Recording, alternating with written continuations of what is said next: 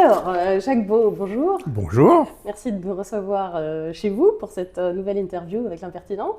Eh bien voilà, ce sera impertinent du coup, c'est impertinent de venir chez moi. Merci d'être venu jusqu'à Bruxelles pour m'interviewer. Alors, la première question que j'ai envie de vous poser, c'est comment allez-vous maintenant qu'on a appris cette bonne nouvelle, à savoir que votre dérogation humanitaire a été acceptée, vous allez pouvoir accéder à vos comptes?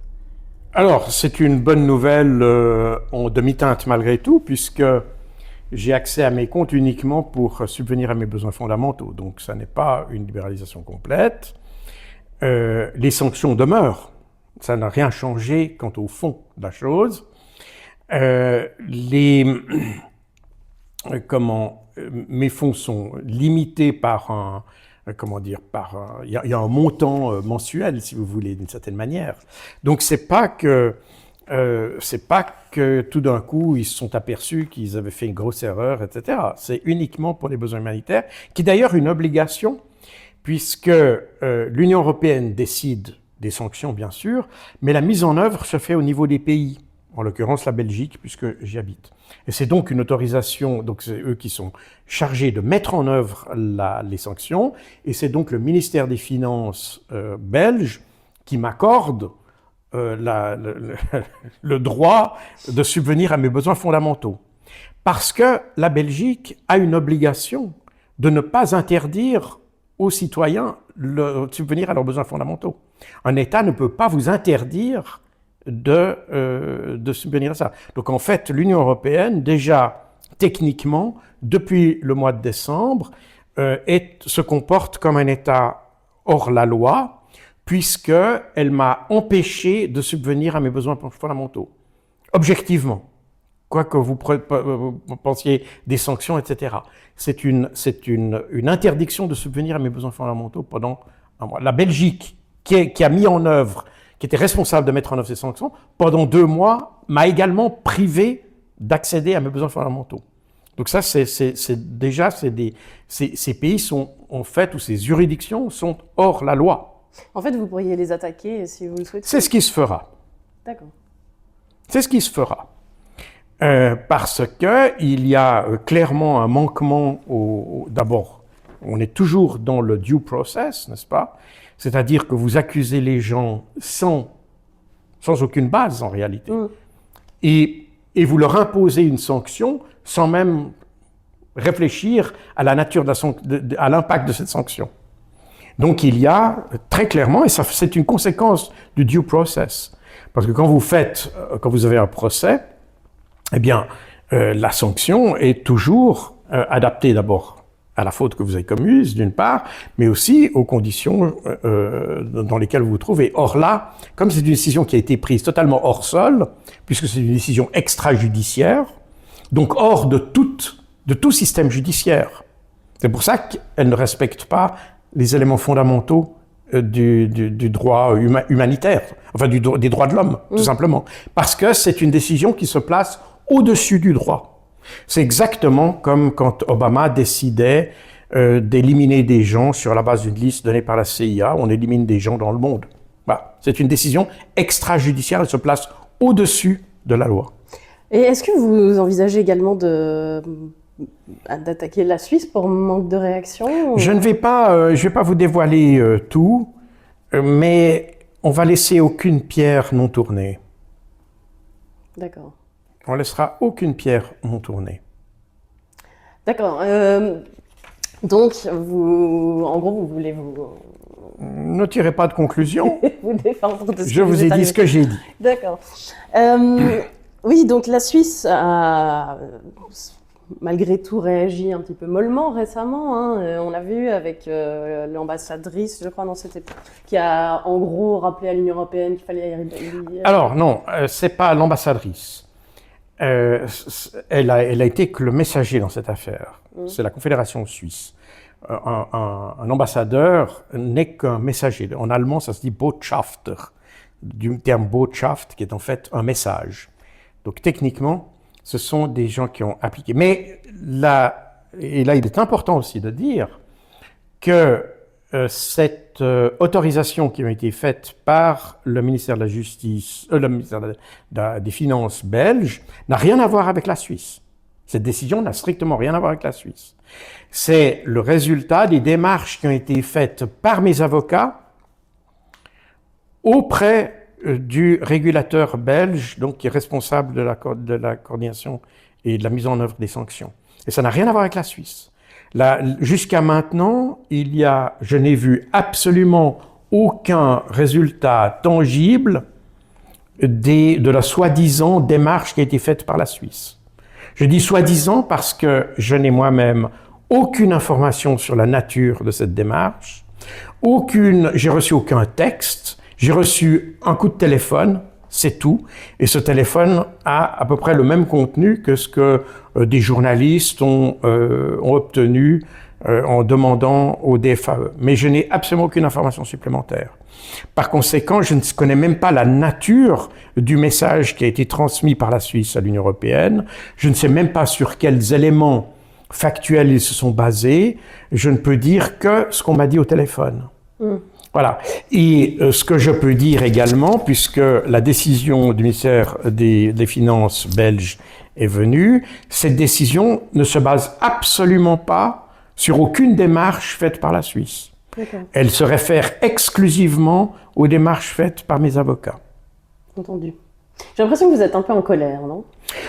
Je suis en colère parce que la Suisse et les documents qui ont été demandés par certains journalistes sur l'affaire, donc ils ont demandé des documents, c'est la Weltwoche qui a demandé des documents du DFAE sur ce qui a précédé ma mise sur sanction. Les raisons, vous voulez dire? Pardon? Les raisons de cette mise sur sanction? Les documents. Tout simplement, ils ont demandé les documents du DFAE qui concernaient l'affaire. Or, il n'a reçu que des documents qui ont été totalement caviardés. Totalement caviardés. Il y a juste les salutations en bas qui sont lisibles. Tout le reste est caviardé. Et on arrive à reconnaître que c'est un email parce qu'il y a expéditeur, et, voilà, mais c'est tous les noms, il y a absolument rien qui est lisible. Et tout ça indique qu'une suspicion qui avait déjà été formulée avant, c'est que la Suisse, en fait, aurait pu intervenir au moment où elle a été notifiée ou informée que mon nom serait sur la liste des sanctions, et elle ne l'a pas fait. Si la Suisse avait été efficace, ou si elle avait montré elle aurait pu montrer ses documents, or, là, manifestement, on est dans quelque chose où le gouvernement suisse a mauvaise conscience. Mais est-ce que c'est très surprenant? Or, surprenant, ça ne l'est pas vraiment, puisqu'on a même un ministre des Affaires étrangères qui maintenant est sur le point, ou en tout cas il y a des accusations contre lui, pour qu'il soit traduit devant la Cour pénale internationale pour complicité de génocide sur les Palestiniens. Donc on est avec et ça c'est des choses qu'on n'a jamais vues en Suisse. Je rappelle que la Suisse est dépositaire des conventions de Genève, et donc elle a une responsabilité qui va au-delà de celle de certains États concernant l'application des droits de l'homme, l'application du droit humanitaire international, l'application de ce qu'on appelle le droit de la guerre, et des différentes conventions qui sont associées à ça. Or, manifestement, la Suisse ne l'a pas fait, ne le fait pas, et ça c'est très nouveau dans la configuration qu'on a maintenant. On a une politique suisse qui s'est très clairement idéologisée et qui aboutit dans la situation dans laquelle je suis. Enfin, ça c'est mon cas, mais évidemment, il y en aura probablement d'autres. Et cette situation, elle est agaçante d'abord en tant que moi-même Jacques Beau, puisque je suis concerné par ces sanctions, mais elle m'agace en tant que citoyen, parce que ça n'est pas du tout l'image que j'attends de mon pays. C'est pas du tout le pays que j'ai défendu. C'est pas le pays que j'ai représenté en Afrique et partout ailleurs. C'est pas ce pays-là. J'ai pas représenté un pays partisan. J'ai été respecté parce que la Suisse n'était pas partisane. J'ai eu la vie sauve parce que la Suisse n'était pas partisane. Si la Suisse avait fait ce qu'elle a fait maintenant, peut-être que dans certaines conditions, j'aurais été tué en Afrique. Il faut bien comprendre les implications de tout ça. Il faut bien comprendre les implications de tout ça. La neutralité est un... Alors c'est vrai que ça devient sous une forme extrêmement positive, mais le CICR considère que sa neutralité est son bouclier. L'emblème, littéralement, est son bouclier. Et d'une certaine manière, c'était le cas de la Suisse aussi. Notre drapeau est notre bouclier. Parce que ce drapeau représente la neutralité. C'est lui qui nous protège. C'est lui qui nous a protégés pendant 2 guerres mondiales. Et dans d'autres circonstances aussi. À partir du moment où ce bouclier est fissuré, nous ne sommes plus protégés. Et ce qu'a fait le DFAE maintenant, c'est de fissurer ce bouclier de neutralité. Et je le dis très clairement, il y a des situations, si j'avais eu le DFAE actuel derrière moi, en Afrique, dans certaines situations, je serais probablement mort. D'accord. C'est assez fort ce que vous nous dites. Mais c'est la réalité. On est respecté. Vous savez, il y a des gens j'ai été dans des zones où les tensions sont extrêmes, où les gens se tuent parce qu'ils considèrent que voilà, c'est leur réalité. Et je juge pas ça, c'est une réalité. Et quand vous arrivez en disant que vous êtes suisse, vous remarquez que les visages se détendent. Les gens ont une confiance. Ils ont confiance pas à cause de nos banques. Ils ont confiance parce qu'ils ont l'image d'un pays qui est neutre, qui ne va pas essayer d'utiliser une partie pour attaquer l'autre et vice-versa. Et par conséquent, ils parlent librement, ils se confient, ils sont prêts à vous accepter comme médiateur. Mais si tout d'un coup, vous avez la même image, ou si vous avez la même politique que, disons, les États-Unis, ou les Britanniques, ou les Allemands, ou les Français, en Afrique, typiquement, si vous avez la même politique que les Français, vous êtes totalement discrédité. Et plusieurs fois, il m'est arrivé d'arriver dans des situations où la première question, ça a été « Est-ce que tu es français ?» Non, je suis suisse. Et c'était typiquement lorsque j'étais au Congo, au Zaïre, en fait, à l'époque, c'était le nom officiel du pays à l'époque, où j'étais responsable de la sécurité des réfugiés rwandais qui étaient là. Et j'ai dû aller parlementer avec différentes parties, je ne vais pas dire exactement lesquelles. Et quand je suis arrivé, le gars m'a regardé avec suspicion et m'a dit « Mais toi, tu es français ». Et dans cette situation, j'avais toujours remarqué que porter un uniforme militaire était un avantage. Par conséquent, j'avais mon t-shirt du HCR, je travaillais pour le HCR, mais j'avais un pantalon militaire suisse, non camouflé. J'ai toujours refusé de porter des tenues camouflées en Afrique, parce que je ne suis pas en guerre contre eux. Donc j'avais demandé spécialement au département militaire à l'époque, lorsque je suis allé, d'avoir la tenue des gardes fortifications, qui est une tenue verte. La tenue kaki qu'on voit. Une tenue kaki, voilà, la tenue que vous avez sur la photo. D'ailleurs, pour aller au Soudan, c'est la même chose. On m'avait proposé la même tenue, mais camouflée. Et actuellement, la plupart de nos militaires, pratiquement tous les militaires qui sont envoyés, ont une tenue camouflée. Et j'ai refusé cette tenue camouflée, précisément parce que j'avais dit, je ne suis pas en guerre, je ne fais pas une opération militaire.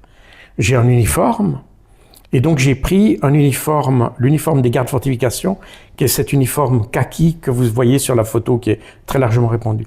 Et j'avais mon t-shirt du HCR, j'avais ces pantalons kaki et des Rangers militaires, mais j'avais mon ceinturon avec la croix suisse dessus. Et je lui ai montré ça. Et son visage s'est éclairci. C'est extrêmement émouvant. Et ça me fait venir des larmes maintenant. Mais ça montre le poids qu'a la croix suisse.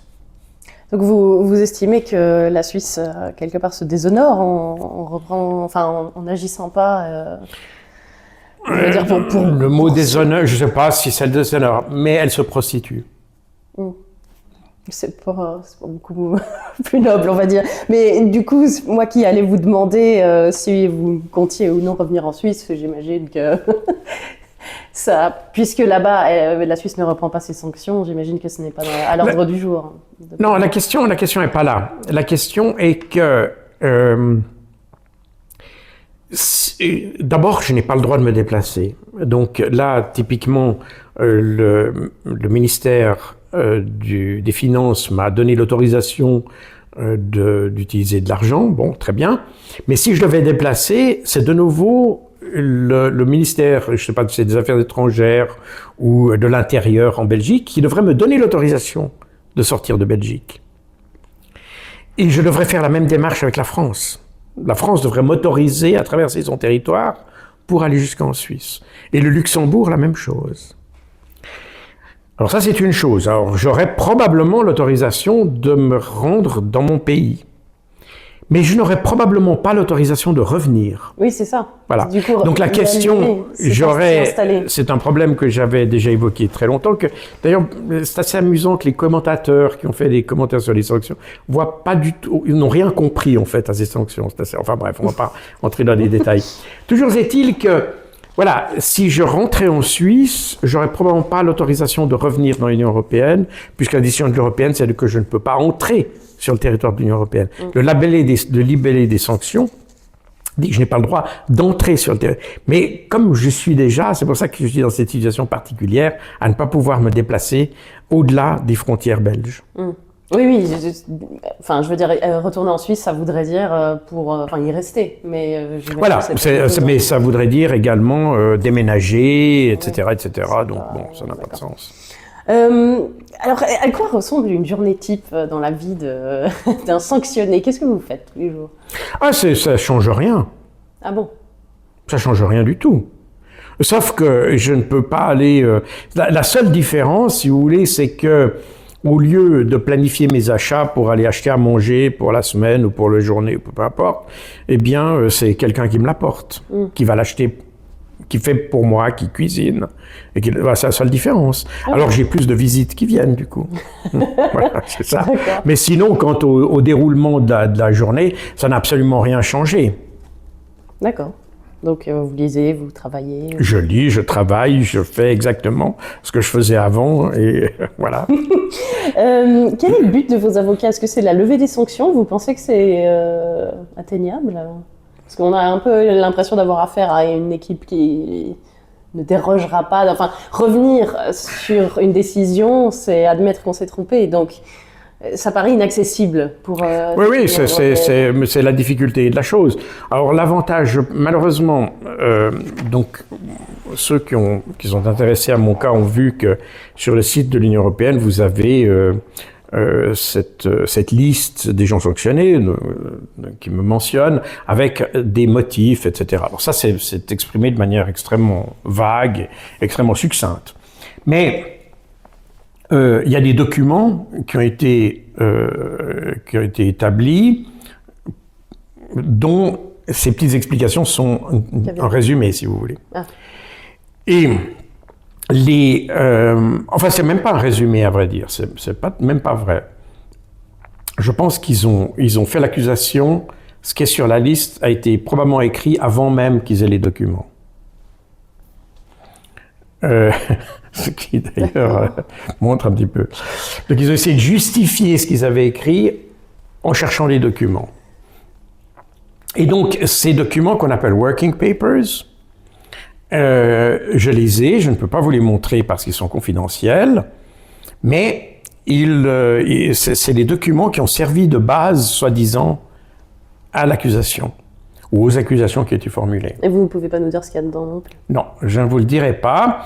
Je ne le dirai pas pour plusieurs raisons. D'abord parce qu'ils sont confidentiels et que la lettre d'accompagnement de ces documents qui a été adressée à mes avocats, c'est moi qui ai demandé à mes avocats de réclamer, donc voilà, les avocats l'ont reçu.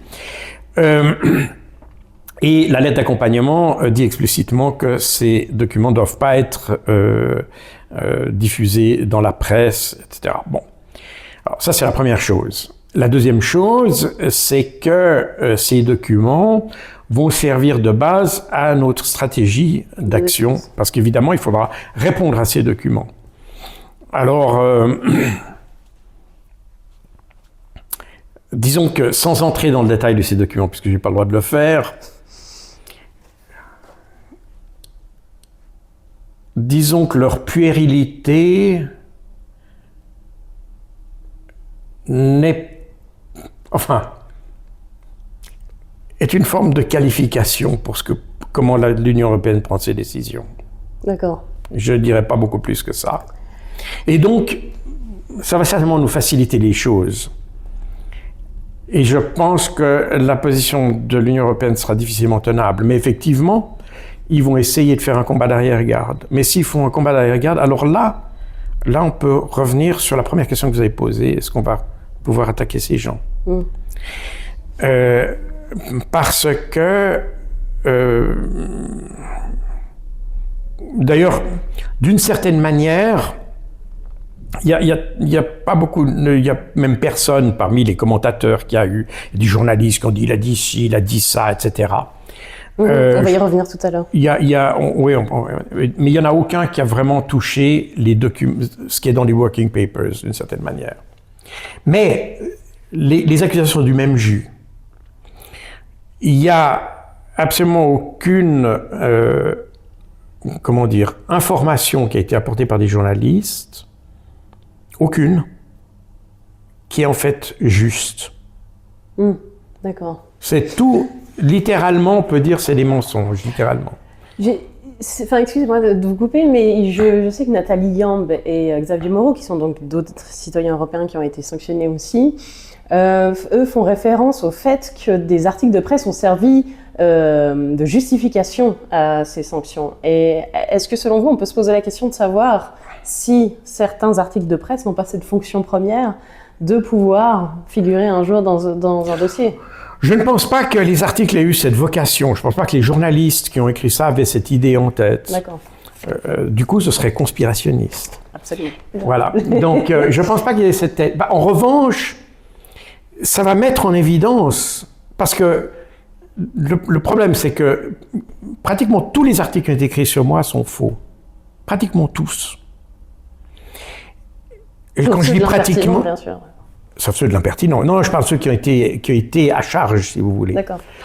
Et qui sont basés sur des données qui étaient fausses et qui étaient de manière démontrable. Alors, je me suis pas attaqué à tous les journalistes et tous les articles parce que on n'en finirait plus et puis j'ai autre chose à faire qu'à m'occuper de plumitifs sans intérêt. Donc, ça, c'est une chose que... voilà pourquoi c'est peut-être resté. Peut-être il aurait fallu les combattre directement. Seulement, le fait maintenant d'avoir des sanctions là-dessus va m'obliger de combattre tout ça et de mettre en évidence les mensonges qu'il y a. Y compris ceux de la presse. Tous.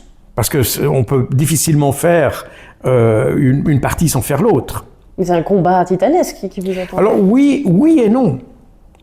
Parce que ça devient très facile de montrer, de nouveau, pratiquement toutes les accusations qui ont été faites, littéralement, sont fausses. Donc, on arrive très facilement à le démontrer. Mais ça va montrer que des journaux comme la Tribune de Genève, comme la Neue Zürcher Zeitung, comme le Blick, comme Heidi News, ont littéralement menti. Littéralement. De nouveau, c'est des choses qui ne m'ont pas préoccupé, mais maintenant il va falloir s'en préoccuper et mettre en évidence les mensonges, parce que ce sont des mensonges. Si on essaye de se plonger un peu dans la logique de ces sanctions, si tant est que vous fassiez de la propagande, puisque c'est ce qu'on vous reproche, non seulement ces sanctions ne vous font pas taire, mais elles attirent l'attention sur vous. Donc quel serait l'intérêt derrière tout ça? Est-ce que on a affaire à de la bête incompétence et une décision irréfléchie, ou alors il peut aussi y avoir la possibilité que ce soit de la dissuasion, d'autres voix qui ont un discours comme le vôtre, mais est-ce que vous y voyez une autre explication Écoutez, on peut toujours fantasmer sur ces questions-là. Beaucoup me disent on essaye de faire taire tout le monde, etc. Peut-être qu'il y a cette idée, je ne sais pas. Ce qu'il y a de sûr, c'est que d'abord les sanctions d'une manière générale, et on le voit alors très nettement maintenant, où on voit ces paquets de sanctions qui s'accumulent, qui visent des gens un peu partout, etc. On a l'impression que c'est une espèce de fuite en avant des Occidentaux. Parce que parallèlement, ils parlent toujours plus de parler aux Russes, d'aller parler vers les Russes. Mais voilà, donc on voit qu'ils sentent qu'aujourd'hui, ils perdent pied à peu près dans tous les domaines, qu'il faut parler aux Russes. Et par ailleurs, ils essayent de faire un combat d'arrière-garde pour montrer que la Russie reste la propagande, etc. Donc on est un petit peu dans un phénomène de fuite en avant, quelque part. Et quand vous regardez ce qui m'est reproché, vous apercevez qu'il y a que du vent derrière. Donc ça veut dire qu'on essaye de faire des effets de manche pour montrer qu'on fait quelque chose, mais en réalité, c'est simplement pour cacher le fait qu'on perd pied. Voilà, c'est ça. Alors, à part ça, il y a d'autres éléments qui viennent se greffer là-dessus. D'abord, le fait que ces sanctions sont et c'est important de le rappeler, parce que les gens ne se rendent pas compte de ça. Ces sanctions, ou la sanction qui me concerne, ne sont pas des sanctions judiciaires. Il n'y a pas eu de jugement. Aucun juge s'est prononcé là-dessus. Il n'y a jamais eu de tribunal, il n'y a jamais eu de procès, il n'y a jamais eu quoi que ce soit. Donc c'est simplement des politiciens, en France notamment, qui ont dit, ben voilà, il faut mettre Monsieur Beau sur la liste. Voilà. C'est à peu près comme ça que ça s'est passé, sans plus. Le problème, c'est donc des questions de politique extérieure. Et je reste convaincu que j'ai été placé sur ces listes pour faire une diversion par rapport à l'objet central de ces sanctions qui était Xavier Moreau, puisque ça a été fait par la France. Mais Xavier Moreau, c'est un Français. La France ne voulait pas montrer qu'elle visait un Français. Sinon, elle aurait pu prendre d'autres citoyens français aussi. Mais Xavier Moreau, lui, il a la particularité de vivre en Russie, donc c'est un cas qui est plus, comment dire, j'entends pour le gouvernement français, je pense que ça doit être une belle démonstration quelque part. Et je pense qu'il y a des éléments très personnels là-dedans. J'ai de la peine à voir un vrai raisonnement politique, enfin politique au sens de géopolitique, c'est-à-dire que même si M. Xavier Moreau vit en Russie, même si il a les positions qu'il a, je ne vois pas en quoi ça change la situation géopolitique. Donc c'est vraiment, il contribue pas. Mais oui, mais c'est pour ça qu'on ne comprend pas. Voilà, on est dans des domaines qui sont totalement irrationnels. Mais quand vous voyez la manière dont le gouvernement français fonctionne aujourd'hui, vous voyez que c'est totalement irrationnel. Bon, bref, toujours est-il que ils ont mis ils ont mis un Suisse sur la liste, et je pense personnellement, de nouveau, je peux me tromper, mais je pense qu'ils n'avaient pas réalisé que je vivais sur le territoire de l'Union européenne. Et ça, c'est l'aspect intéressant de la chose. C'est que tout d'un coup, d'ailleurs je suis le seul de la liste à vivre à l'intérieur de l'Union européenne, ils ont visé quelqu'un avec des mesures de politique étrangère qui vit à l'intérieur de l'Union européenne.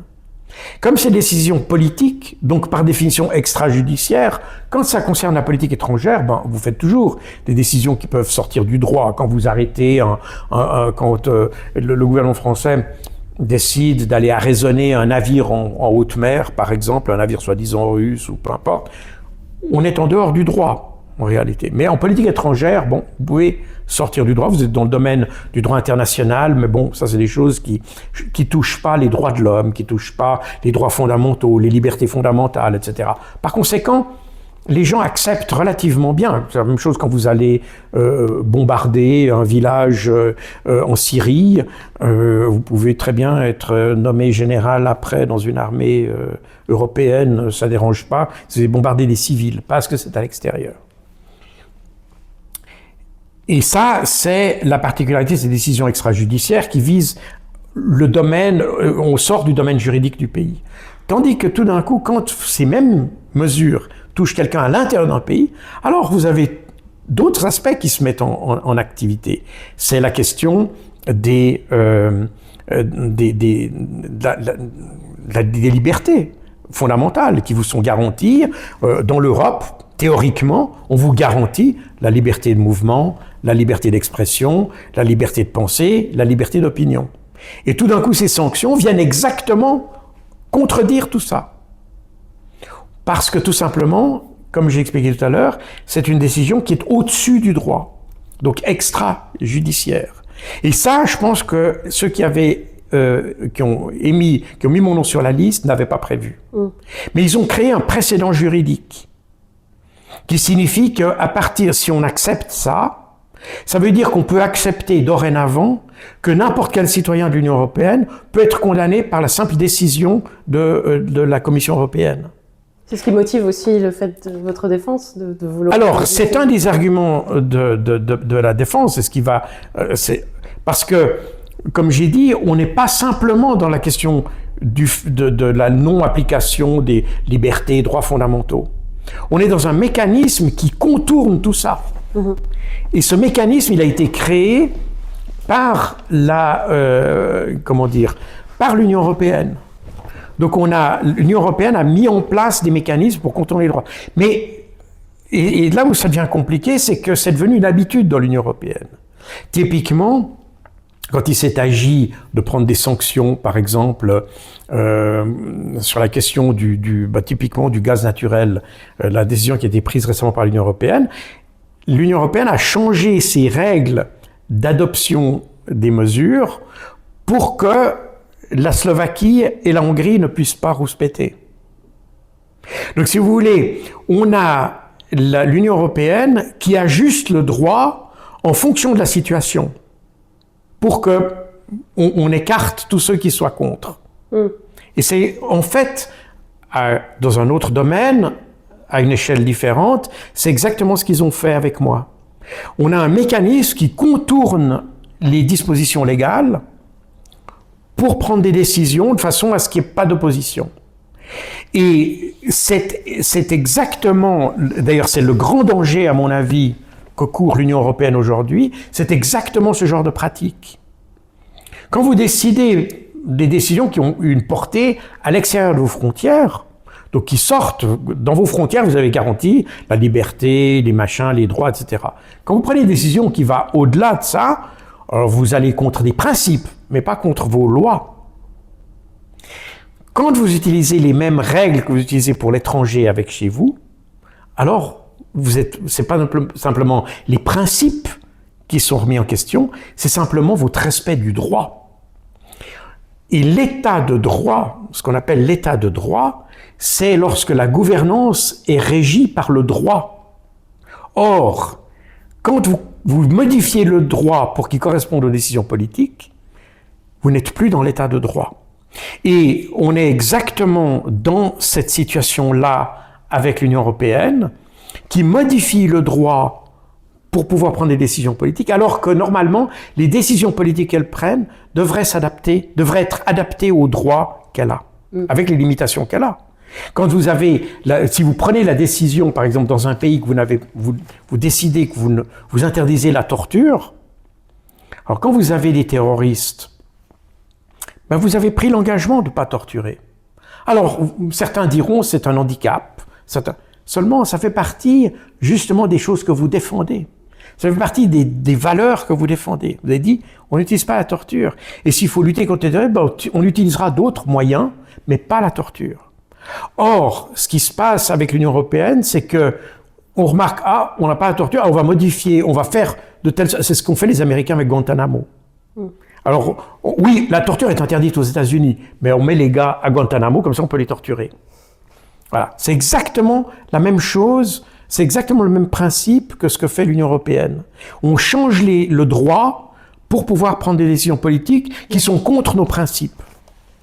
Et c'est ça qui est, à mon avis, le plus grand danger qui menace aujourd'hui nos sociétés, et en particulier les Occidentaux, et en particulier les Européens, parce qu'on a une institution qui ajuste le droit en fonction de ce qu'il veut faire, et non pas l'inverse. Il est prêt à renoncer à ses principes pour pouvoir à prendre ces décisions politiques. Et ça, c'est une évolution, c'est ce qu'on avait en fait au Moyen-Âge, en réalité. Ce qu'on vous reproche, d'après ce que je comprends, c'est également d'essayer d'expliquer les causes des nombreuses crises. Et parmi les choses que vous m'avez dites lors de notre premier entretien, et un élément intéressant sur lequel je voudrais que vous reveniez, c'est que vous expliquiez que quand on n'explique pas les causes des crises, on maintient la peur. Ben, c'est-à-dire que, effectivement, c'est typique avec le terrorisme, par exemple. Le terrorisme, et j'ai écrit de nombreux livres à cet égard, c'est évidemment quelque chose qui doit être combattu, ça c'est évident. Seulement, on a pris, et c'est venu particulièrement après le 11 septembre 2001, les Américains ont essayé de nous faire croire que ce terrorisme, littéralement, pour ne pas employer un mauvais jeu de mots, tombait du ciel. C'est-à-dire qu'il n'y avait aucune cause, simplement on déteste les Américains, et voilà, vous avez tout d'un coup des gens qui décident de faire ça. Or, ça n'est pas le cas. Il y a toujours une raison. Les gens ne se tuent pas sans raison. Il y a une raison. Et cette raison, souvent, c'est nos mauvaises décisions. Ça veut dire que si on maîtrisait nos propres décisions, si on était plus avisé, si on avait une politique plus intelligente vis-à-vis des autres, probablement qu'ils ne reviendraient pas à l'idée de vouloir nous toucher, nous tuer, nous massacrer, même au mépris de leur propre vie. Il y a toujours une raison. Il n'y a aucun acte terroriste qui est fait simplement comme ça parce que les gars veulent le faire. Gratuitement. Voilà. Et là, on a un peu la même chose. Quand on a le conflit en Russie, on a tout simplement vous dire, c'est l'hubris de Vladimir Poutine. Or, il y a des raisons derrière l'intervention. Comme il y a eu des raisons pour le 7 octobre 2023, il y a des raisons. Et ces raisons, elles sont toujours, toujours, dans les cas qui nous concernent, bien sûr, et ça se passe probablement aussi dans le monde où nous ne sommes pas impliqués, mais dans les situations où nous sommes impliqués, c'est toujours quelque chose qui nous vient en retour d'une mauvaise décision. Donc, le fait de penser que les menaces tombent du ciel comme ça, c'est une manière de dire ça peut vous arriver n'importe quand. Donc, il faut prendre toutes les mesures nécessaires. Or, en réalité, on va fêter ici, au mois de mars, le 10e anniversaire des attentats qui ont frappé Bruxelles en 2016. Ces attentats étaient parfaitement évitables. Ils étaient parfaitement évitables. Alors, évitable, comprenez-moi bien, c'est pas évitable au sens où on aurait pu intercepter les terroristes 10 minutes avant ou 1 heure avant. Oui, éviter les causes. Ouais, mais on aurait pu éviter les causes, on aurait pu éviter, et ça c'est la décision, tout vient de la décision du gouvernement belge de l'époque. Mais est-ce que vous pensez que c'est audible pour les autorités, ça ? Alors justement, c'est ça le problème. Et là, et c'est pour ça que dans mes livres, je remets toujours en question le travail de nos services de renseignement. Parce que ce sont nos services de renseignement qui ont pour fonction de donner une image de la situation qui permette la décision des autorités. Or, on s'aperçoit que les décisions qui sont prises par nos autorités se font sur la base d'une image qui est faussée. En grande partie parce qu'ils se basent d'ailleurs sur ce que disent les médias. Et les médias ont leur perception des choses. Et comme on l'a vu dans mon cas, les médias racontent des mensonges. Et c'est absolument documentable.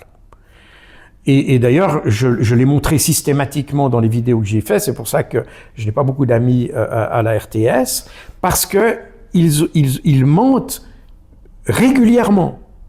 Et de manière, je l'ai démontré d'ailleurs, c'est dans mes livres, mais aussi dans les vidéos que j'ai faites, où vous avez d'un côté la réalité et de l'autre ce que disent nos médias à nous. Et pourquoi est-ce qu'ils mentent ?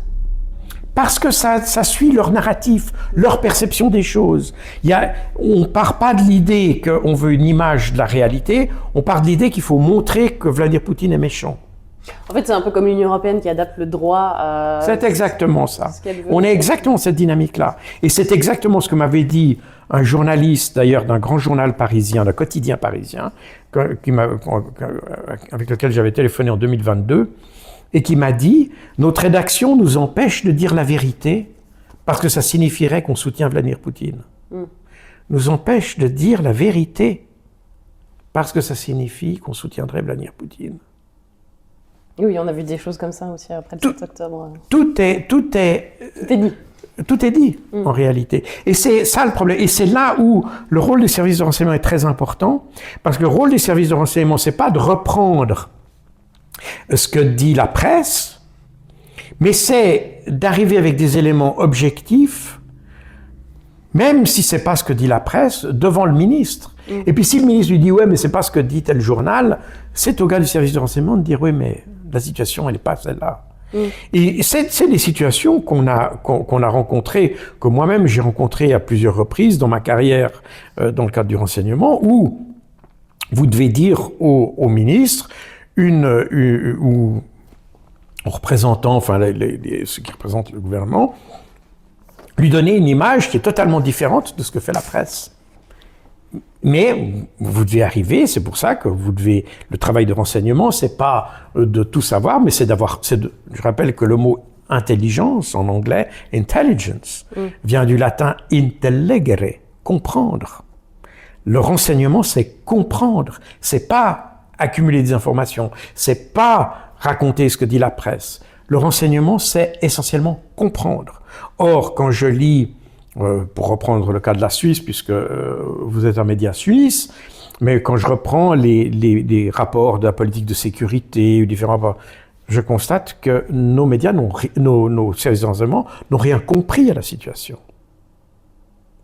Qu'ils considèrent que la Russie soit un ennemi, bon, ça c'est une chose.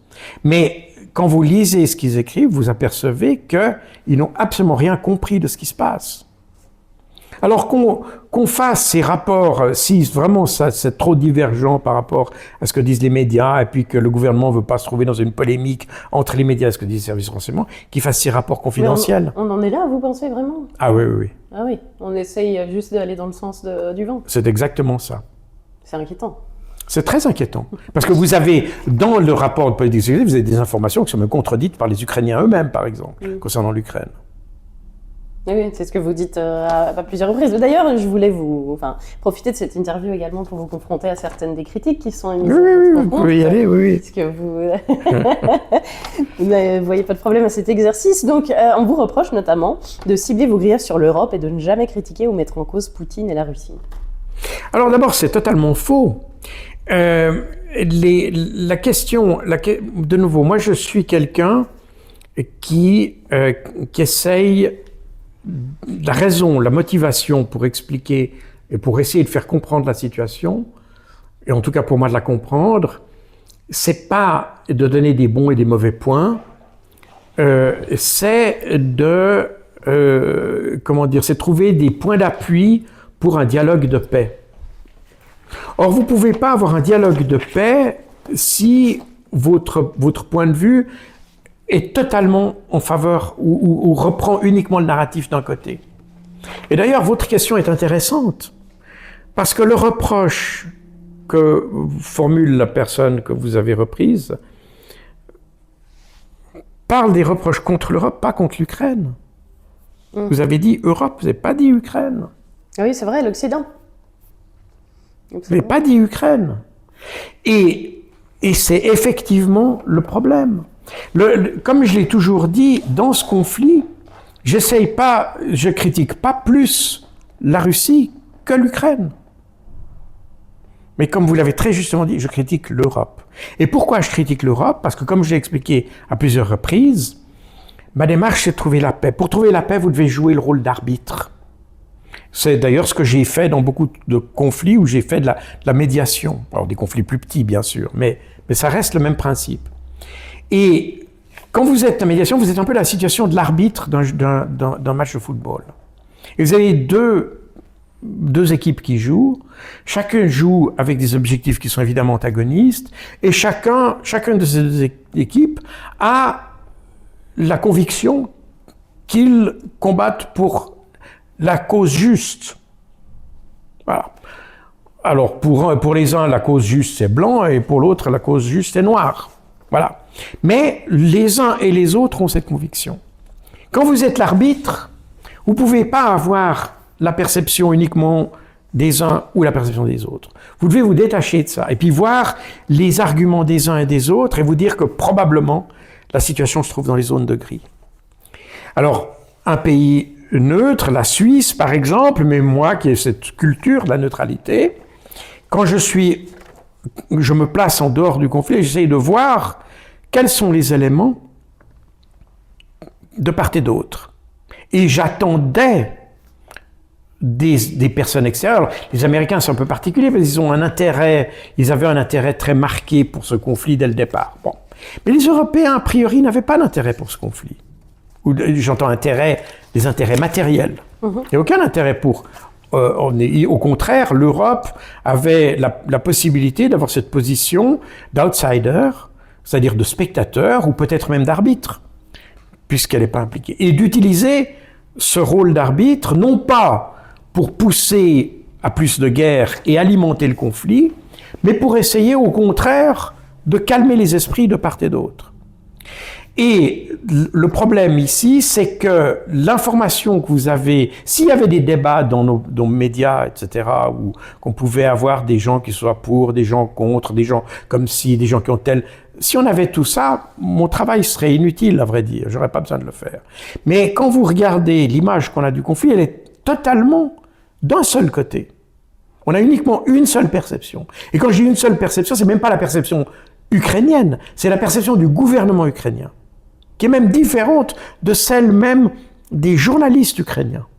Oui, le gouvernement ukrainien influencé par les dirigeants européens. Alors bon, après, il y a des dynamiques qui se sont créées parce que, voilà. Mais ce que je veux dire par là, c'est qu'on soutient un aspect du conflit et un seul des aspects. Alors qu'on aurait dû, dès le départ, avoir plus de recul. Alors évidemment, maintenant, ça devient impossible. Mais je critique la position de ceux qui ont refusé d'avoir, dès le départ, une position de recul. Alors ceux-là, je les critique. Mais et c'est pour ça que on croit, les Européens ont l'impression qu'ils sont en guerre contre la Russie. Donc c'est pour ça que vous avez formulé votre question de cette manière, en disant que vous critiquez l'Europe, mais pas la Russie. En réalité, je ne critique ni la Russie ni l'Ukraine. Parce que les deux ont le sentiment d'être... Par contre, évidemment, dans la manière d'apprécier le conflit, il y en a les uns qui font des erreurs, enfin les uns et les autres font des erreurs, respectivement. Et le déroulement du conflit est influencé par les erreurs respectives des uns et des autres. C'est comme ça qu'on fait la guerre. On profite des erreurs de l'un, etc. Et puis voilà. Ce qui me frappe, et typiquement, j'ai dans ma tête un article de Swiss Info, d'un journaliste qui s'appelle Benjamin Fonville, qui me reproche d'avoir analysé le conflit, et puis qui me reproche d'avoir dit que notre perception, la perception occidentale du conflit, nous a conduit à mal soutenir l'Ukraine. Et il me reproche ça. Mais c'est la réalité. Nous avons tellement eu une image biaisée du conflit qu'on a poussé l'Ukraine dans la fausse direction. Regardez typiquement. On regarde toujours ce conflit comme étant des kilomètres carrés qui sont pris, etc. Vous avez Jean-Noël Barrot qui dit récemment que la Russie n'a conquis que 1% du territoire, etc. En 1000 jours. Bon. Ce qui est vrai d'ailleurs. Mais on voit que c'est le point d'accrochage des Occidentaux, c'est que les Russes sont trop faibles, ils avancent pas, etc. Et donc il suffit d'un petit peu pour... Voilà. Au mois de novembre, l'Allemagne a offert à l'Ukraine 65 chars Léopard et 78 véhicules de combat d'infanterie de type Marder. C'est-à-dire, grosso modo, ils ont offert l'équivalent de 4 bataillons blindés à Zelensky. Il les a refusés.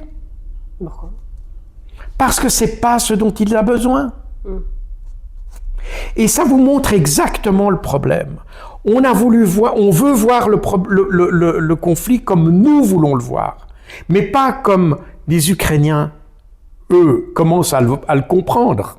Mais j'ai l'impression que non seulement on n'aide pas l'Ukraine de façon appropriée, mais on l'utilise aussi comme prétexte, non, cette guerre. Enfin, là, on le voit dans le cadre de vos sanctions, j'ai l'impression que... Alors après, là, vous touchez à un autre problème. Mais là, vous n'êtes plus dans les critiques qu'on me fait, du coup. Oui, je vais y revenir. D'accord, très bien. On est dans un autre problème que j'ai observé d'ailleurs lorsque j'ai travaillé à l'OTAN, c'est-à-dire, et qui n'est pas totalement nouveau, puisqu'on l'a vu vraiment apparaître en plein jour en 2003, lorsque les Américains ont voulu attaquer l'Irak. Et vous vous rappelez qu'à ce moment-là, il y avait l'Europe occidentale, avec notamment la France en fer de lance, si j'ose dire, mais aussi l'Allemagne, qui était extrêmement réticente à participer à une opération contre l'Irak en 2003. Et on avait, à l'inverse, les pays d'Europe de l'Est, la Pologne, l'Ukraine, les pays baltes, qui étaient extraordinairement en soutien des États-Unis.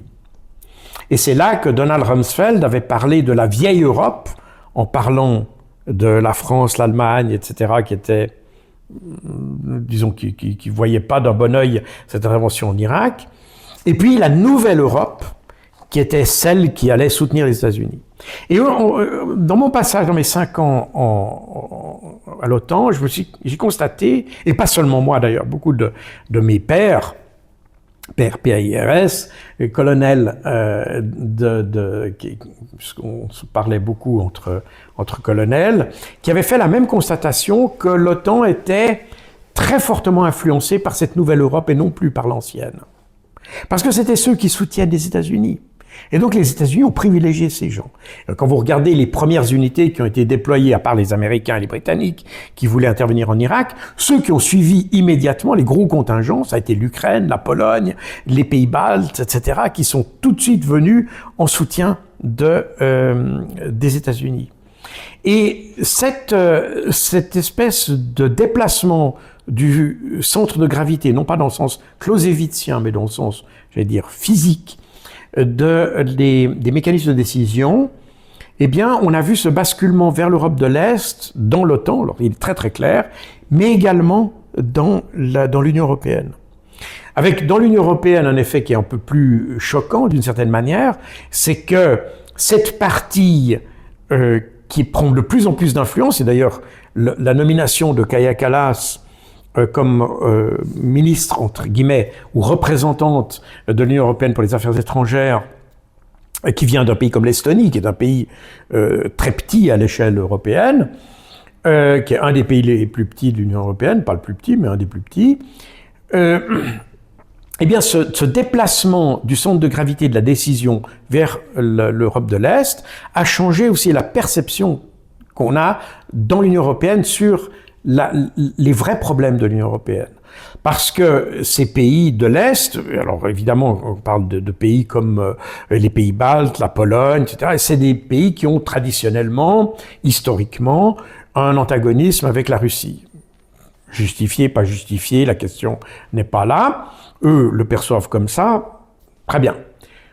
Toujours est-il que, en donnant de l'importance à ces pays qui eux, sont récipiendaires de l'aide de l'Union européenne. Hein, ils sont financés par... La nouvelle Europe est financée par l'ancienne Europe. C'est ça qui est aussi assez choquant. Et c'est eux qui prennent des décisions.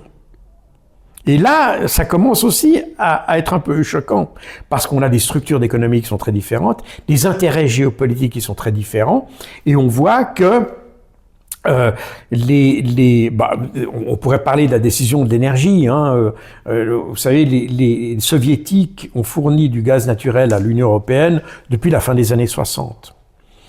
Et ça s'est accentué dans les années 80 avec la construction de grands gazoducs, notamment Druzhba, mais je pourrais me tromper, mais sauf erreur, c'est un de ceux qui a été construit en 1982, enfin au début des années 80, sans entrer dans les détails. l'Union soviétique fournissait déjà, pendant la guerre froide, de l'énergie aux pays européens. Et l'Union soviétique, et par la suite la Russie, n'a jamais utilisé ces livraisons d'armes comme un levier géopolitique pour obtenir autre chose. Jamais. Et c'est documenté, j'entends, on le sait très bien. Donc pourquoi tout d'un coup on décide de couper ça? Eh bien, les décisions, elles sont venues justement de ces pays qui sont de cette nouvelle Europe. Alors, le problème qui commence à apparaître aujourd'hui, c'est que l'ancienne Europe commence à souffrir des décisions de la nouvelle Europe, alors que les intérêts sont très différents. Et on voit que les problématiques des pays de la nouvelle Europe sont, pour des questions de perception, sont très différentes de ceux de l'ancienne Europe. Et là-dedans, le rôle de l'Union européenne, au lieu d'essayer de jouer comme un élément d'équilibre entre ces différents pôles d'intérêt qui varient, qui peuvent être légitimes, la question elle n'est pas là, mais quand vous avez des gens qui ont telle préoccupation et des gens telle autre, le rôle de l'Union européenne, ce serait d'équilibrer tout ça, de remettre un peu la balle au centre du terrain. Enfin, le rôle d'arbitre. Le rôle d'arbitre, etc. Mais pas du tout.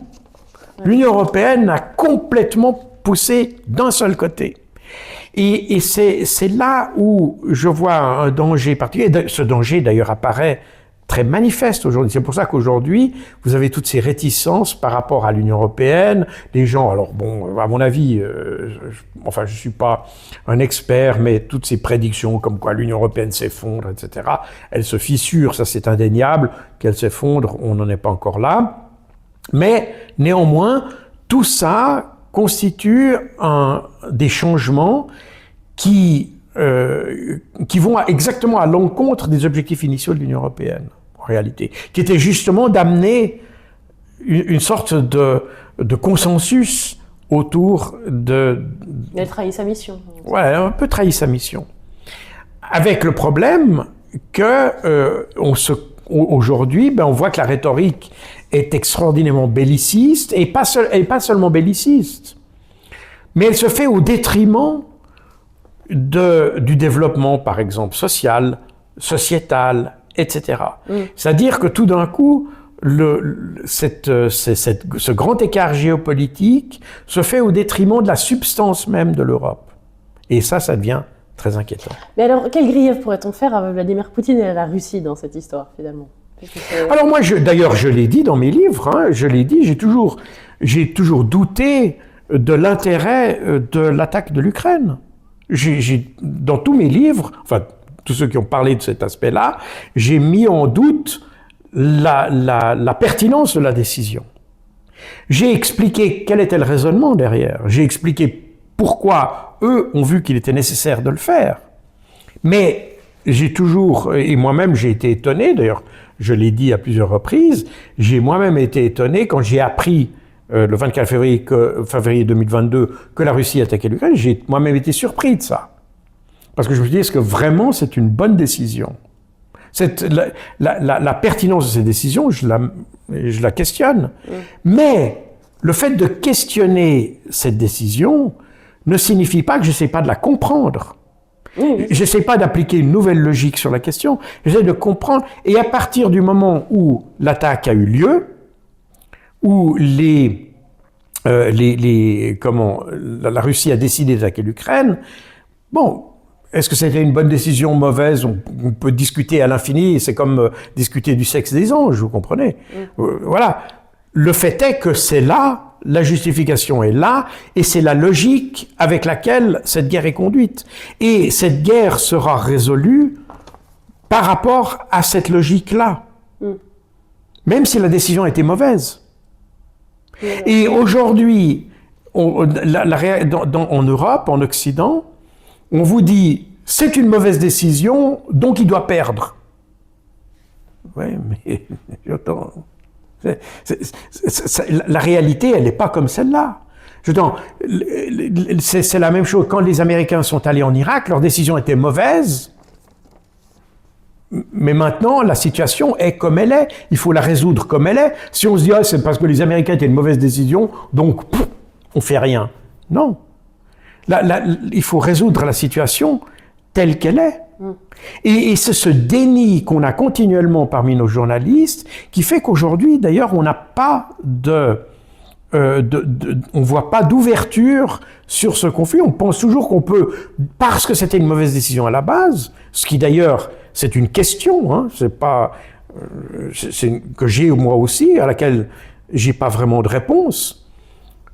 Mais le fait est qu'on peut remettre en question ça. Toujours est-il qu'aujourd'hui, en se basant sur le fait que c'était une mauvaise décision, on dit il doit accepter les conditions de la réalité. Non, on a laissé ce qu'il fallait faire, parce que la décision, qu'elle était bonne ou mauvaise de la Russie, elle résulte de quelque chose. Et ce quelque chose, on aurait pu agir sur ce quelque chose. Or, on ne l'a pas fait. Donc, on a créé les conditions. C'est d'ailleurs un peu toujours, c'est systématiquement la même chose avec les Occidentaux. Ils laissent pourrir une situation jusqu'au moment où il y a quelqu'un qui prend une décision, bonne ou mauvaise, et puis, tout d'un coup, on se trouve gros gens comme devant, et on n'a plus la capacité de trouver des solutions à cette situation. Et on est systématiquement là-dedans. On va retrouver la même situation avec l'énergie, on va retrouver la même situation avec la question de notre développement économique, tout ça. On a privilégié des questions au profit d'autres. Prenez la question d'intelligence artificielle. Vous êtes d'un coup Macron qui dit qu'il va débloquer 30 millions sur 5 ans pour développer l'intelligence artificielle. 30 millions d'euros. Attends, c'est ce que Nvidia dépense chaque jour pour le développement oui, mais et tout ça parce qu'aujourd'hui, en 2026, vous avez le président Macron qui pense qu'il faut développer l'intelligence artificielle. Il fallait y penser il y a 10 ans. C'est pas aujourd'hui qu'il faut y penser. Et aujourd'hui, alors on va pleurer parce que les Américains, les Chinois, etc. sont plus avancés que nous. Il fallait y penser à ce moment-là. Plutôt que d'essayer de se concentrer sur la Russie, il fallait se dire quel est notre avenir à nous. Oui. Voilà. Alors, pour revenir sur les critiques dont vous êtes la cible, en tapant votre nom sur Google, on s'aperçoit que vous avez participé à beaucoup de conférences de l'association du dialogue franco-russe, si je ne me trompe pas. C'est pas une association. C'est pas une association. C'est un mouvement qui veut rétablir... Non, c'est pas un mouvement. Non. C'est une... organisation. C'est une institution qui a été fondée, et d'ailleurs par le président Sarkozy et Vladimir Poutine, d'ailleurs, dans les années 2000. D'accord. Au début des années 2000. Mais est-ce que vous avez été rémunéré pour ces conférences? Non. Parce que ça pourrait... Non. J'ai fait ça comme ça, à bien plaire. D'ailleurs, je ne suis pas rémunéré pour mes conférences. Jamais? Non. Je n'ai pas de souvenir d'avoir été rémunéré pour une conférence. Non, c'est des choses, à vrai dire, ma rémunération, si on peut se dire ça comme ça, c'est de la publicité pour mes livres, si on veut. C'est ça, voilà, c'est un peu ça. Mais non, je ne suis pas rémunéré ni par la Russie. De toute façon, ce dialogue franco-russe, qui a pour vocation, d'ailleurs, d'ouvrir des portes de communication entre les deux pays. C'est pas... évidemment, aujourd'hui, on voit russe. Bien sûr, non, mais ça aurait pu...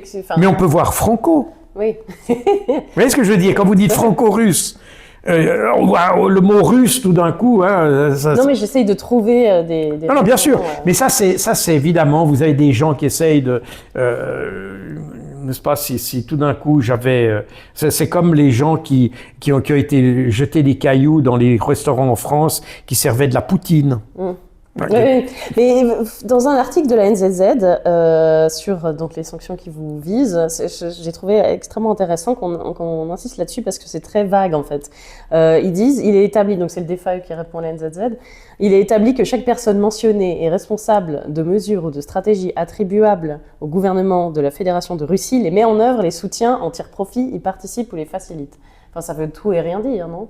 Alors d'abord, effectivement, ça veut tout et rien dire, mais surtout, on est dans le domaine de cette calomnie de bas étage qui s'appuie sur rien du tout. Je tiens à préciser, c'est pas le DFE, c'est l'Union européenne qui a déclaré. Ah oui, mais Enfin, c'est pareil, d'accord. Enfin, c'est la même par rapport à chose. ce que vous dites, oui. C'est la même chose. Trouvez-moi un seul élément qui justifie ça. Un seul. Mais surtout, c'est très vague parce que. Non, mais c'est pour ça. C'est des accusations, vous comprenez. On a pris l'habitude maintenant dans nos sociétés de jeter des anathèmes comme ça, sans même devoir les vérifier. Mais à partir du moment où c'est anti-russe, on l'accepte. Et si vous dites que vous êtes contre l'Union européenne, vous dites mais quelles sont vos sources? Si vous dites que vous êtes contre la Russie, alors là, il n'y a pas besoin de sources. On est contre la Russie. Contre les Arabes, d'ailleurs, beaucoup de gens qui sont contre la Russie sont en même temps contre les Arabes. C'est très marrant, mais du coup, vous n'avez pas besoin de justifier. Si vous êtes contre les Palestiniens, ça c'est normal, il n'y a pas besoin de sources. Si vous êtes contre les Israéliens, alors il faut des sources. Ouais, voilà, on est toujours dans ces choses-là. Et j'irais même dire que c'est du conspirationnisme. Parce que vous avez des gens qui disent « Ah, mais ils disent ce que disent les Russes ». Oui, c'est ça, il reprend mot pour mot la propagande de Poutine. Voilà. Alors, par exemple, n'est-ce pas, on peut aller très loin là-dedans. Par exemple, quand il y a eu le sabotage de Nord Stream, alors évidemment, tous nos journalistes ont dit « c'est la Russie ». Ça ne peut profiter qu'à la Russie, c'est donc eux, etc. Puis qui trouvent toutes les justifications possibles et imaginables. Si vous dites « c'est pas la Russie », on vous dit « mais vous dites exactement ce que dit la Russie ». La Russie dit aussi que c'est pas elle. Vous dites donc ce que dit Poutine. Puis aujourd'hui, on s'aperçoit que c'est des Ukrainiens qui l'ont fait. Et j'entends, on est exactement dans ces choses-là. On est dans de la manipulation. Et je dois dire qu'aujourd'hui, j'ai de la peine à voir, à part chez l'impertinent, bien sûr, mais j'ai de la peine à voir des vrais journalistes qui s'intéressent à comprendre les deux aspects d'un problème. On a des propagandistes en réalité. Et lorsque je vais d'ailleurs m'y atteler parce que lorsque les sanctions, à un moment donné, tout ce combat qu'on mène, il viendra ouvert. Et il va mettre en évidence. Ben, c'est le but, oui, j'espère. Oui, non, mais ce sera confidentiel pour une partie, mais faites-moi confiance pour que, comme j'ai dit, aucune pierre sera retournée. Et tous les gens qui ont diffamé ou menti plus exactement, seront mis en place publique. Et vous verrez que c'est pratiquement tous ceux qui ont écrit quelque chose. Et qui ont écrit, d'ailleurs, c'est assez amusant, il y a eu un article fait par la RTBF sur moi, et qui était totalement mensonger. Le journaliste s'appelle Daniel Fontaine, sauf erreur, mais je pourrais me tromper, il me semble que c'est lui. Toujours est-il qu'il a écrit des choses qui étaient totalement fausses. Et il y a un lecteur qui m'a contacté également et qui a écrit à la RTBF et qui a envoyé à la RTBF un argumentaire pour montrer que ce que le journaliste a dit était des mensonges, tout simplement. Il a affirmé des choses que je n'avais jamais dites. Tout simplement. La RTBF n'a fait aucun correctif. Absolument aucun. Ils ont tous les documents, ils ont toutes les références, ils ont toutes les sources. Ils n'ont fait absolument aucun correctif. Donc il y a une volonté quelque part de diffamer. Donc voilà, de nouveau, on est dans cette dynamique, il faut montrer, parce qu'on est exactement dans ce que je disais tout à l'heure. Dire la vérité serait signifier qu'on soutient Vladimir Poutine. On est exactement là-dedans. Et ça montre que nos médias ne font pas leur travail honnêtement. Et c'est la raison pour laquelle aujourd'hui, typiquement en Suisse, la RTS est mise en question pour des questions de subventions, etc. C'est des médias qui doivent disparaître. Oui, il y a donc une initiative qui demande de réduire la redevance à 200 francs. Et alors évidemment, la RTS dit que ça va nuire c'est des médias qui doivent disparaître. Parce qu'ils n'ont pas l'honnêteté dont on a besoin dans une démocratie. Ils croient défendre la démocratie parce qu'ils sont contre Poutine ou contre les Palestiniens. Mais ils ne défendent pas la démocratie. Ils défendent simplement une position contre une autre. La démocratie, c'est pas ça. La démocratie, c'est pas l'interdiction. C'est pas l'obligation. La démocratie, c'est le choix. Or, ce que font nos médias, il nous place toujours dans une situation soit d'obligation, soit d'interdiction, mais jamais dans la situation du choix. Vous remarquerez qu'il n'y a jamais de débat sur la question de l'Ukraine, par exemple, ou même des Palestiniens, d'ailleurs. Il n'y a jamais de débat là-dessus. Et s'il y a des débats, c'est entre gens consentants, etc. Alors, l'impertinent vient d'en diffuser un ce matin, mais... Non, mais je parle des médias mainstream. Je ne parle pas des médias qui essayent de faire leur travail et qui, d'ailleurs, gagnent en importance, du coup. Oui. Si je compare, par exemple, la RTS a fait un média, une émission, c'était, comment ça s'appelle, Jean-Philippe Chalère, peut-être le prénom, je me trompe pas. François Chalère, non, pas François, mais il me semble que c'était Jean-Philippe Chalère. Enfin bref, okay. Peu importe. C'était une émission de géopolitique sur la désinformation. Où d'ailleurs, le journaliste, comme bon conspirationniste qu'il est, a dit que je faisais partie d'un réseau d'agents de Poutine. Donc, oui. Voilà, il voit des réseaux d'agents. Donc on est dans le conspirationnisme total, n'est-ce pas? Qui sont ces réseaux, etc. C'est du fantasme total. Mais il y a simplement quelqu'un qui a dit ça, qui lui plaît pas, quelqu'un d'autre qui a dit ça, qui lui plaît pas, quelqu'un d'autre qui a dit ça, qui lui plaît pas. Du coup, c'est un réseau. Alors, j'étais en bonne compagnie, puisque j'étais avec un ancien directeur de la DGSE et puis un ancien ministre des Affaires étrangères français, d'ailleurs. Donc, bon. Mais, genre, créer des réseaux, c'est des réseaux de Vladimir Poutine, etc. Enfin, j'entends comme s'il y avait un mastermind qui tire les ficelles derrière. Bon. Ceci étant, si ma mémoire est bonne, vous pouvez voir cette émission sur YouTube, une émission de géopolitique, elle date de novembre 2022. Depuis novembre 2022, cette vidéo, elle a fait peut-être 33 000 vues. Moi, c'est ce que je fais sur un média moyen en un jour. Donc ça veut dire que la RTS, et quand vous lisez les commentaires des gens là-dessous, je veux dire, il n'y a pas un seul commentaire qui soit favorable à M. Chalère. Par conséquent, le public voit que c'est de la désinformation grossière, primitive, pour ne pas dire primaire. Les gens le voient. Et c'est la raison pour laquelle les gens se détournent vers des médias qui essayent d'apporter un regard plus nuancé sur les choses. Je ne pense pas que l'impertinent soit pro-russe, ou quoi qu'on dira que vous êtes pro-russe. Hein, faites-moi confiance, vous avez certainement des gens qui le diront. Mais je ne pense pas que le fait de présenter deux points de vue soit nécessairement pro-russe, sauf si on considère que dire la vérité signifie qu'on soutient Vladimir Poutine. Comme le disait le journaliste. Et c'est exactement là qu'est le problème. Et c'est la raison pour laquelle ces médias qui ne font pas de l'information, mais qui essayent de manipuler l'opinion. Alors là, on parle de la Russie. Alors bon, on espère que le conflit se terminera à un moment donné. Mais ça veut dire qu'ils le font aussi pour d'autres choses. Pour des objets de votation, par exemple. Pour des choses qui sont plus fondamentales sur la société, etc. Ce sont des outils de manipulation.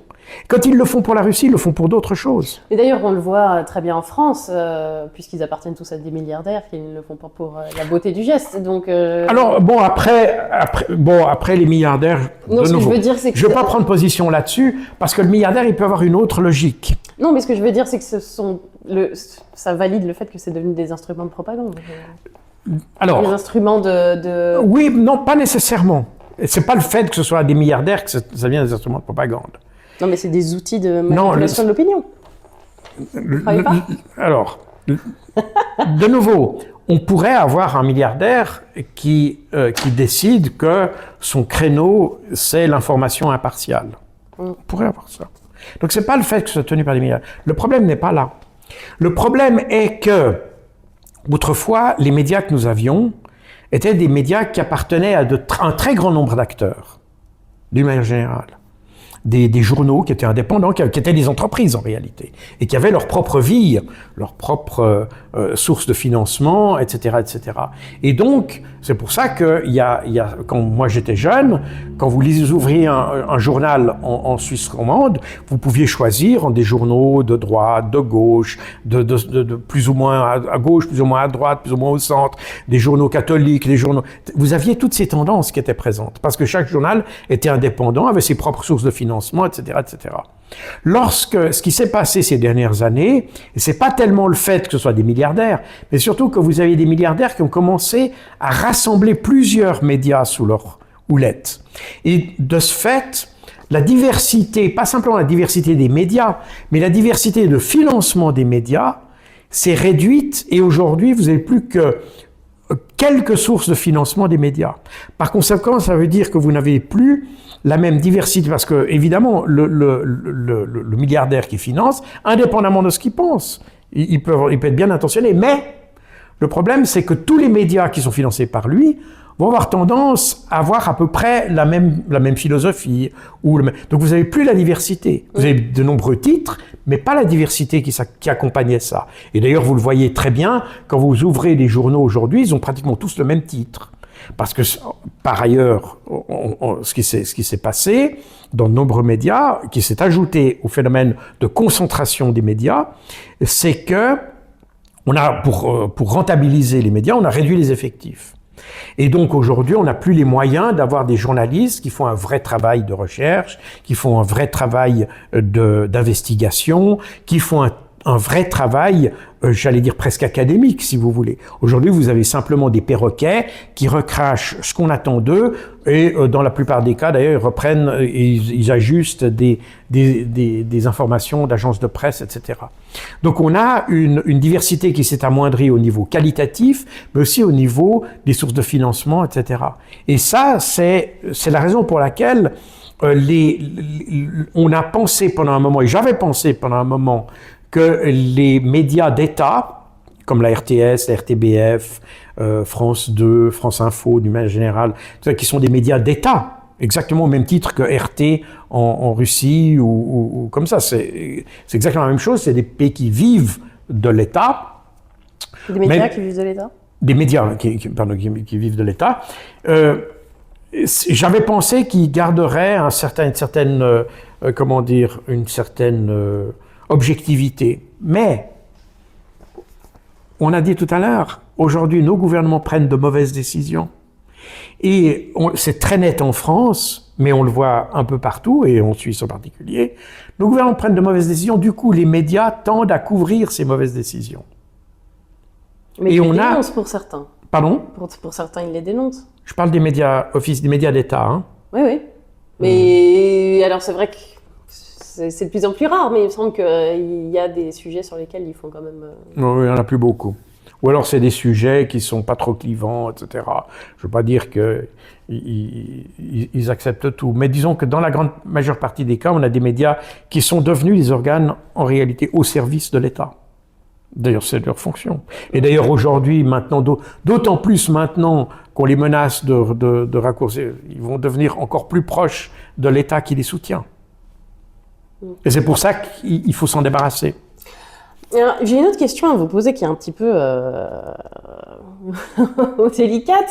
C'est-à-dire qu'en fait, alors, il y a ce que j'ai baptisé l'effet Dieudonné. Je ne sais pas si vous voyez ce que je veux dire. Non. Où, en fait, Dieudonné, vous voyez qui c'est. Oui. On a affaire à, donc c'est mon ressenti, quelqu'un qui, en gros, à la base n'était pas coupable de ce qu'on lui reprochait, mais qu'après la vague de harcèlement qu'il a subi, a fini en fait par se rendre coupable du crime entre guillemets pour lequel il était déjà critiqué. Ce que je veux dire par là, c'est que parmi les critiques qu'on formule à votre encontre, c'est de savoir si vous étiez radicalisé. Donc on m'a posé cette question. Et ce que je veux savoir, c'est est-ce que, quelque part, ces sanctions, enfin, les choses que vous vivez actuellement, enfin, vous voyez où je veux en venir, elles vous poussent à... Non, alors, on peut arrêter tout de suite, ça c'est des fantasmes d'imbéciles. La radicalisation, d'abord, qu'est-ce que ça veut dire? Il faudrait déjà commencer par là, mais bref. Non, il n'y a pas de radicalisation. Quand vous lisez la plupart des commentaires que vous voyez sous mes vidéos, c'est précisément l'inverse qui est dit. C'est qu'au contraire, j'apporte une vision équilibrée des choses, justement une vision qui essaye d'être objective, qui part des faits. Et quand vous regardez ceux qui vous traitent de radicalisés, etc., c'est des gens qui sont soit blancs, soit noirs, et qui ont un regard partial sur les choses. Et donc automatiquement, l'autre est automatiquement radical. Alors que l'idée, c'est précisément, et d'ailleurs, le problème qui va se poser, d'ailleurs on commence à le voir aujourd'hui, Vous avez maintenant l'Union européenne, enfin les Européens qui commencent à réaliser qu'il faut peut-être parler à la Russie. Donc ils vont devoir, parce que vous prenez le problème comme vous voulez, à la fin d'un conflit, vous devrez accommoder les deux volontés, et en particulier, vous devrez tenir compte de celui qui a la meilleure position sur le terrain.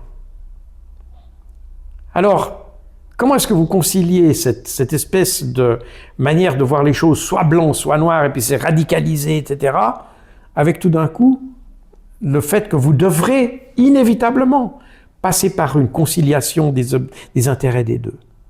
Nécessairement.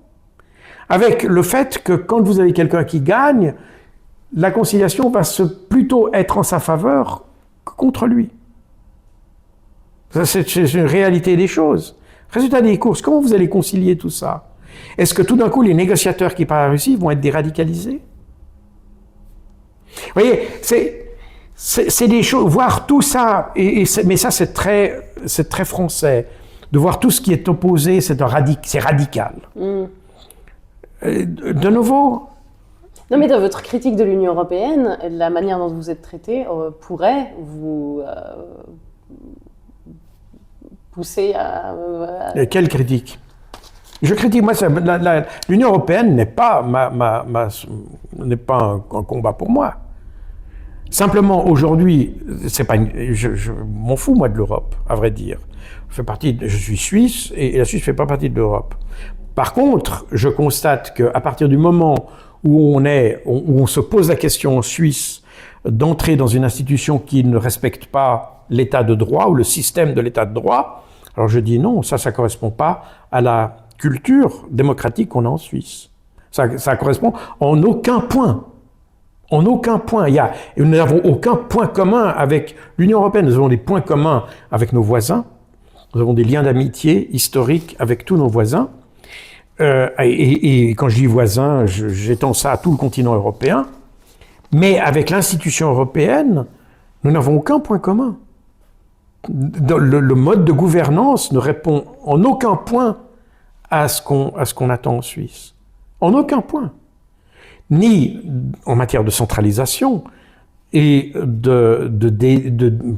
alors, le mot déni est peut-être discutable ici, mais le fait qu'on ne tient pas compte des volontés populaires, puisqu'il y a une décision centralisée, alors ça c'est une chose, mais surtout on change les règles au fur et à mesure que ça convient à la politique. Ça c'est quelque chose qui est impensable pour un Suisse, puisque le Suisse lui-même établit les règles.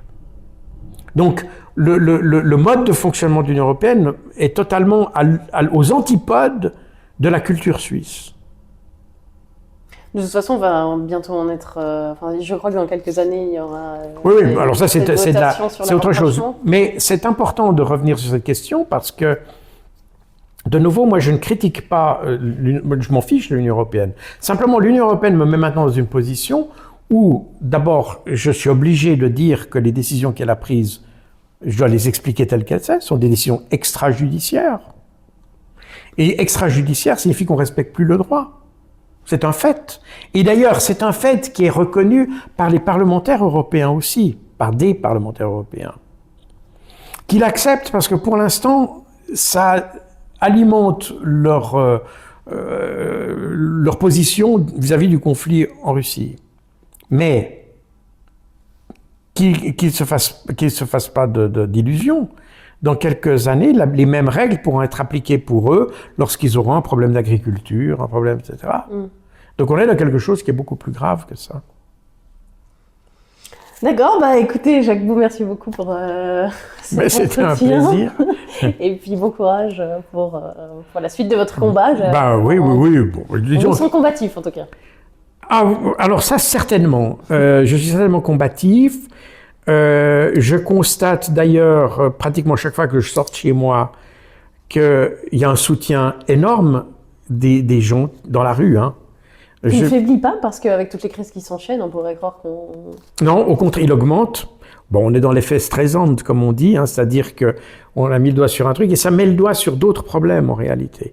Et ça, en fait, aussi curieusement, ces sanctions n'ont pas rassuré la population, l'ont inquiété.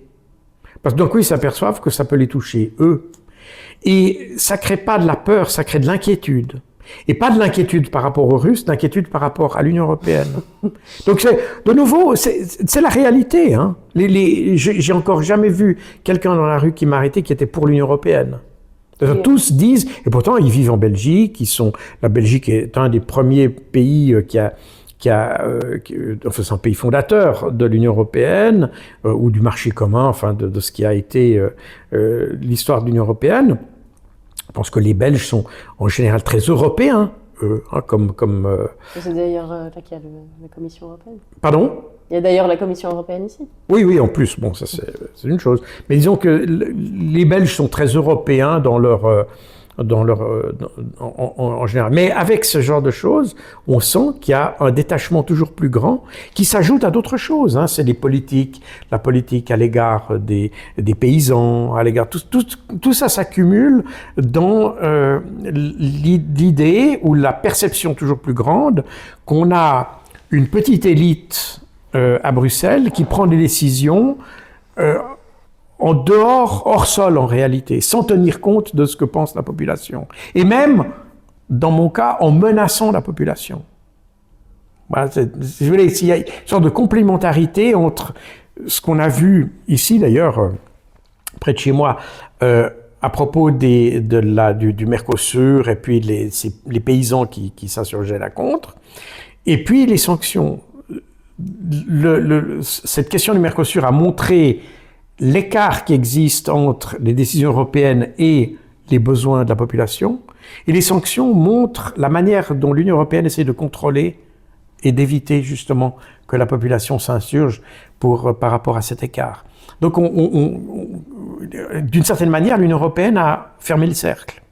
Et ça, c'est l'Union européenne qui l'a fait. Et quand vous lisez, alors en France, la population, enfin les médias n'ont pas beaucoup relevé ça, mais je suis pas sûr que les Français soient le pays le plus épris de liberté en Europe non plus. Hein. C'est une chose. Mais je constate que en Allemagne, par exemple, et dans les pays anglo-saxons, mon cas était beaucoup plus discuté, dans les médias traditionnels aussi, justement dans ce contexte de perception toujours plus chargée d'inquiétude qu'il y a entre la population des pays et puis l'Union européenne. Donc, et d'ailleurs, moi, j'ai jamais été a priori contre le principe de pays qui s'associent pour faciliter les échanges, etc. Bon, après Maastricht, je pense qu'on a été un brin trop loin. On est allé, comme le film disait, un pont trop loin. Mais sur le principe d'avoir une coopération accrue entre les pays, de mettre en commun des ressources, d'accentuer la coopération, tout ça, ça me semble être des éléments positifs dans l'Union européenne. Mais là, tout d'un coup, on voit qu'on franchit quelque chose. On est dans quelque chose d'autre. Et on arrive dans des formes de gouvernements supranationaux. Et c'est pour ça que vous avez de plus en plus, d'ailleurs, et typiquement à propos de mes sanctions, vous avez la comparaison avec l'Union des républiques socialistes soviétiques. L'UERSS. L'UERSS, exactement. Parce que c'est l'Union des républiques socialistes. Donc l'URSS était déjà une sorte de super gouvernement qui régissait toutes ces républiques. Et donc à force d'avoir peur des Russes... À force d'avoir peur, on devient finalement comme les Russes, pire que les Russes, à vrai dire, puisque comme l'avait dit, enfin les Russes, c'est pas les Russes mais les communistes, puisque un journaliste, d'ailleurs c'est le premier qui m'avait interviewé lorsqu'il y a eu les sanctions, c'était même le jour avant des sanctions. Il m'a interviewé, il a dit qu'il lui-même est né en Allemagne de l'Est.